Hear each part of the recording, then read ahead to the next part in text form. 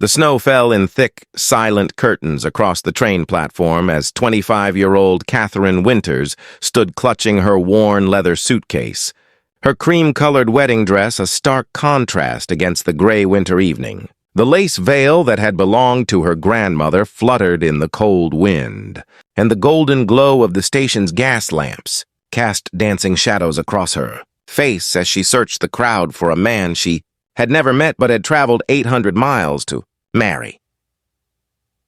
3 hours had passed since the train had pulled into Silver Ridge Station, and the platform had long since emptied of all passengers except Catherine. The conductor had asked her twice if someone was coming to collect her, his voice growing more concerned each time. The station master had offered to help her find lodging for the night, but Catherine had politely declined, certain that her intended husband, Thomas Garrett, would arrive at any moment with a reasonable explanation for his delay. But as the clock in the station tower chimed 9 o'clock, Catherine was forced to confront the possibility that Thomas Garrett was not coming. That perhaps he had taken one look at her through the train window and decided she was not what he had expected from their months of correspondence. Or worse, that he had never intended to honor their agreement at all. The marriage arrangement had been practical rather than romantic from the beginning. Catherine had answered Thomas's advertisement in the Philadelphia newspaper after her father's death had left her with nothing but debts and the uncomfortable charity of relatives who made their displeasure at her presence increasingly clear. Thomas had written eloquently about his successful mining operation in Colorado Territory and his need for a capable wife to help him establish a proper household.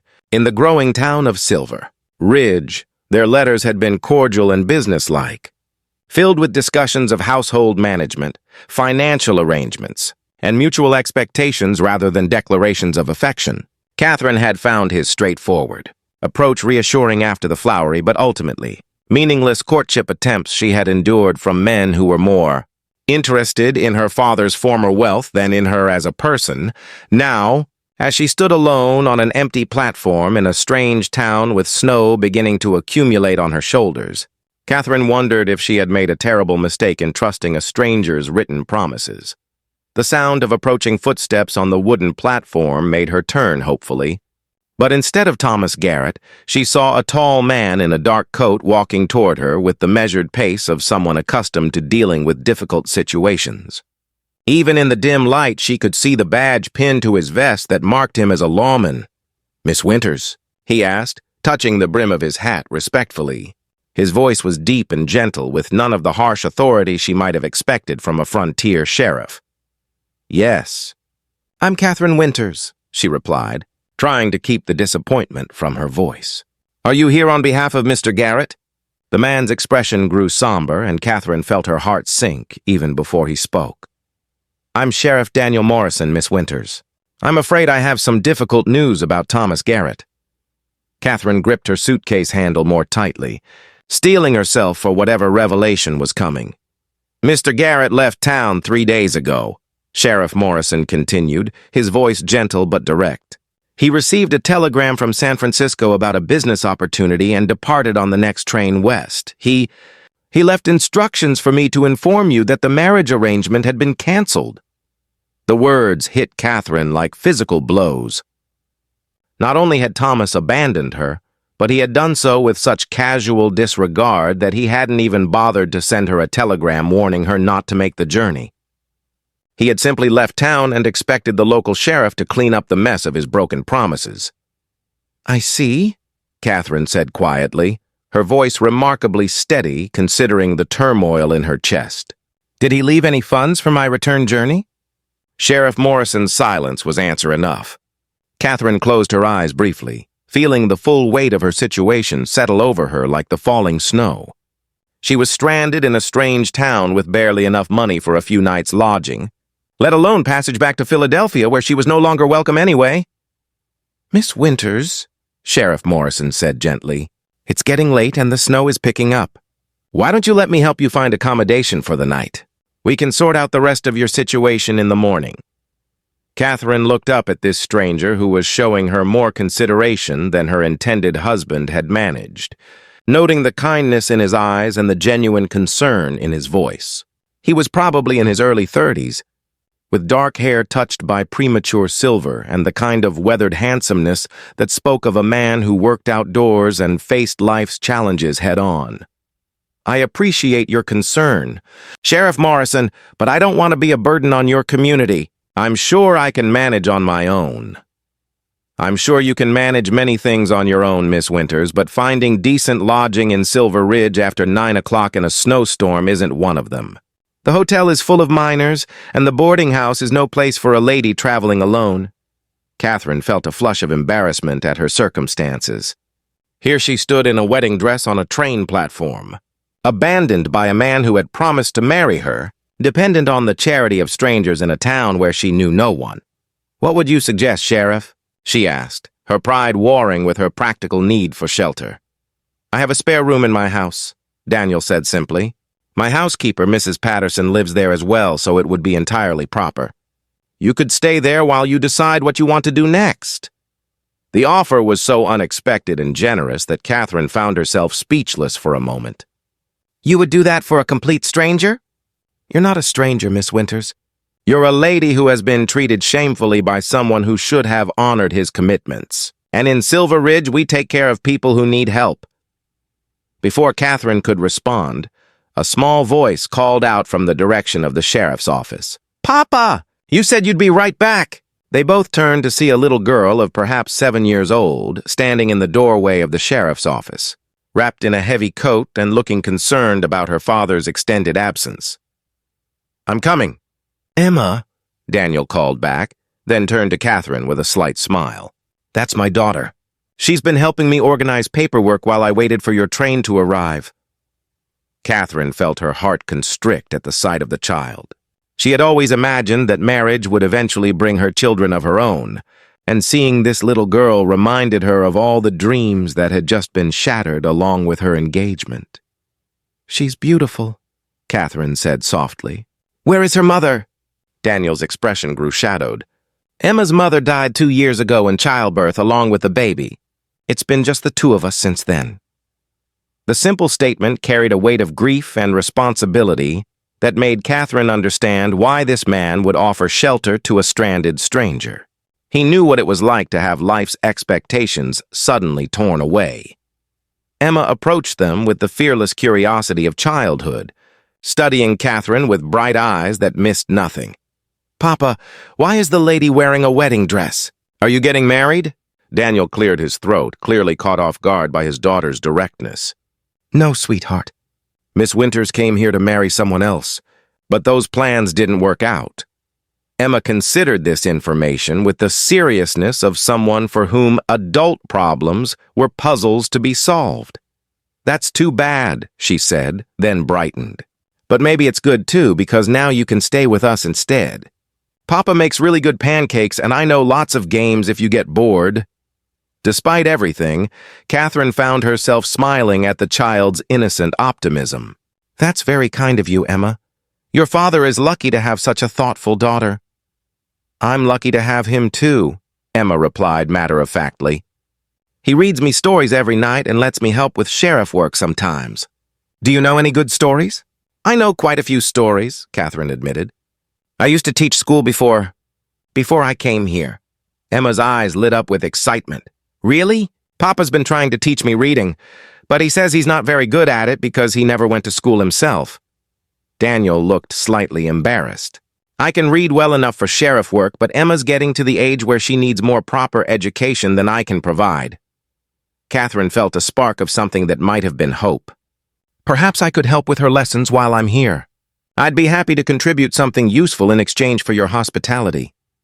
"Would you?" Emma asked, bouncing on her toes with enthusiasm. "Could you teach me to write better too? I want to write letters to my grandma in Denver, but Papa says my handwriting looks like chicken scratches." "Emma," Daniel warned gently, but he was smiling. "It's all right," Catherine said, kneeling down to Emma's eye level. "I would love to help you with your letters, and maybe you could show me around Silver Ridge tomorrow so I can learn about my new temporary home." "It's not very big, but it's the best town in the whole territory," Emma declared with absolute certainty. "We have a church and a school and a general store, and Mr. Henderson makes the best candy in the world." As they walked toward Daniel's house, Catherine found herself listening to Emma's enthusiastic descriptions of her town and its inhabitants. The child chattered about her friends, her favorite places to play, and the various characters who made up Silver Ridge's small community, painting a picture of a place where people knew and cared about each other.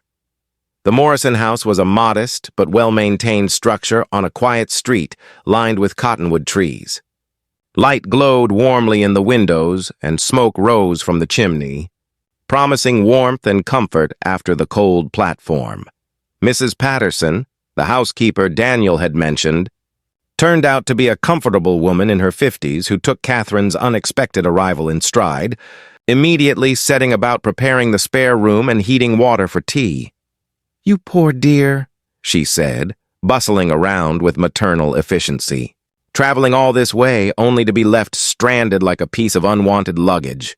"Some men have no sense of honor whatsoever, Mrs. Patterson," Daniel said mildly. "Perhaps Miss Winters would prefer not to discuss the situation right now." "Nonsense," Mrs. Patterson replied firmly. "Sometimes a woman needs to hear that she's not the one at fault when a man behaves badly. Miss Winters, you seem like a perfectly lovely young lady, and Thomas Garrett is a fool for not recognizing what he was giving up." Catherine felt tears prick her eyes at the older woman's fierce loyalty to someone she had just met. "Thank you, Mrs. Patterson. That's very kind of you to say." "It's not kindness, dear. It's truth. And truth is something we believe in telling around here." Over the next few days, Catherine settled into the Morrison household with surprising ease. She helped Mrs. Patterson with cooking and cleaning, spent hours working with Emma on reading and writing exercises, and found herself becoming part of the daily rhythm of their lives. Emma proved to be a bright and eager student, absorbing lessons with the enthusiasm of someone who had been hungry for intellectual stimulation. Catherine discovered that the child had been largely teaching herself to read using her father's limited collection of books, and she was amazed by how much Emma had accomplished with so little formal guidance. Daniel, meanwhile, proved to be a thoughtful and considerate host. He included Catherine in conversations at dinner, asked her opinions about Emma's education, and treated her as a valued member of the household rather than a burden to be endured. Catherine found herself looking forward to their evening talks after Emma had gone to bed, when they would sit by the fire and discuss everything from books to local politics to their hopes for the future. It was during one of these conversations, about a week after her arrival, that Daniel brought up the subject Catherine had been both hoping for and dreading. "Catherine," he said, setting down his coffee cup with careful deliberation, "I need to ask you something important." Catherine felt her heart skip, sensing that whatever he was about to say would change everything between them. "What would you think about staying in Silver Ridge permanently?" The question hung in the air between them, loaded with implications that made Catherine's pulse quicken. "What do you mean?" she asked, though she suspected she already knew. "I mean that Emma adores you. Mrs. Patterson thinks you're the best thing that's happened to this household in years. And He paused, seeming to choose his words carefully. "And I've come to care about you more than I expected to when I first offered you shelter." Catherine felt her breath catch. "Daniel, are you asking me to marry you?" "I'm asking you to consider it. I know it's not what you planned when you came here, and I know I'm not Thomas Garrett with his mining fortune and grand promises. I'm just a small-town sheriff with a daughter who needs a mother and a heart that's been empty for too long." Catherine looked at this man who had shown her nothing but kindness and respect, who had given her shelter when she had nowhere else to go, who had treated her as if she had value when her intended husband had discarded her like an unwanted package. "What about love?" she asked quietly. "You said you cared about me, but what about love?" Daniel's expression grew soft and earnest. "I think love is something that grows between people who respect and value each other. I think what we've built over these past weeks is a better foundation for marriage than any amount of passionate declarations from strangers." He reached across the space between their chairs and took her hand in his. "I love the way you are with Emma. Patient and encouraging without being condescending. I love the way you've brought life back to this house, not by trying to replace what we lost, but by creating something new and wonderful. And I love the strength and grace you've shown in handling a situation that would have broken many people." Catherine felt tears spill over at his words. "I love those things about you too," she admitted. "I love watching you with Emma, seeing how devoted you are to giving her the best life you can. I love the way you've made me feel welcome and valued when I felt like damaged goods that no one wanted." "Then say yes," Daniel said simply. "Say yes, and let us build a real family together." Catherine thought about the future she had imagined with Thomas Garrett, based on practical arrangements and mutual convenience. Then she looked around at the warm, welcoming home Daniel had created, at the life she could have here with people who genuinely cared about her. "Yes," she said, her voice steady and sure. "Yes, I'll marry you." Emma's delighted cheer from the top of the stairs, where she had obviously been eavesdropping, made them both laugh. "Emma Morrison," Daniel called up the stairs. "You're supposed to be asleep." "I couldn't sleep with all the important talking going on down there," Emma replied, appearing at the bottom of the stairs in her nightgown. "Does this mean Catherine gets to be my real mama now?" "If she wants to be," Daniel said, looking at Catherine with a question in his eyes. "I would be honored to be your mama, Emma," Catherine said, opening her arms to the little girl who launched herself into them with unrestrained joy. The wedding took place 6 weeks later in the small church at the center of town, with the entire community in attendance. Catherine wore a new dress that Mrs. Patterson had helped her sew. Blue silk that brought out her eyes and made her feel beautiful in a way she had never experienced before. As she walked down the aisle toward Daniel, who was waiting at the altar with love and certainty shining in his eyes, Catherine marveled at how completely her life had been transformed. She had come to Silver Ridge as an unwanted bride, abandoned and humiliated. She was leaving the church as a beloved wife and mother, surrounded by a community that had embraced her as one of their own. The kiss that sealed their union was tender and full of promise, the beginning of a love story that would grow deeper and stronger with each passing year. 10 years later, as Catherine stood on the same train platform where she had once waited in despair, she watched Emma board the train that would take her to Denver for Teachers College. Their daughter, for Emma had become Catherine's daughter in every way that mattered, was bright and confident, prepared for whatever challenges lay ahead. "Are you sure about this?" Emma asked, suddenly looking younger than her 17 years. "I could stay and help with the boys," Catherine smiled at her daughter's concern. The 3 sons who had followed Emma were indeed a handful, but Catherine wouldn't trade a moment of the chaos they brought to her life. "I'm sure, sweetheart. You have your own life to build now, your own dreams to pursue. Your father and I will manage just fine." Daniel joined them on the platform, having finished loading Emma's trunk onto the train. He put his arm around Catherine's waist, and she leaned into his warmth with the comfortable ease of a marriage built on genuine love and mutual respect.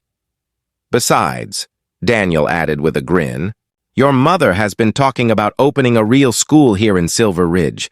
She's going to need the practice managing difficult children before she takes on the whole town." Catherine laughed, remembering the dreams she had abandoned when she left Philadelphia to marry a stranger. Now, with her own children nearly grown and a community that valued her contributions, those dreams were becoming possible again. As the train pulled away from the station, carrying their daughter toward her future, Catherine reflected on the mysterious ways that life's greatest disappointments could become its most precious gifts. She had been unclaimed baggage on this very platform, unwanted and discarded. But she had found something infinitely more valuable than the practical marriage she had originally sought. She had found a family that chose her daily, a love that grew stronger through both joys and sorrows, and a community where she was valued not for what she could provide, but for who she was. Sometimes, Catherine thought as she watched the train disappear into the distance, the best things in life came disguised as the worst things, and the most beautiful. Love stories began with the courage to stay when staying seemed impossible. If this story of unexpected love found in life's darkest moments touched your heart and reminded you that sometimes our greatest disappointments lead to our most precious blessings, please share it with someone who needs to remember that they are worthy of love exactly as they are. Your support helps us continue creating stories that celebrate the beautiful truth that home is not a place, but the people who choose to love us unconditionally. Subscribe for more tales that remind us all that the best families are often the ones we find when we're not looking for them. Thank you for being part of our storytelling community.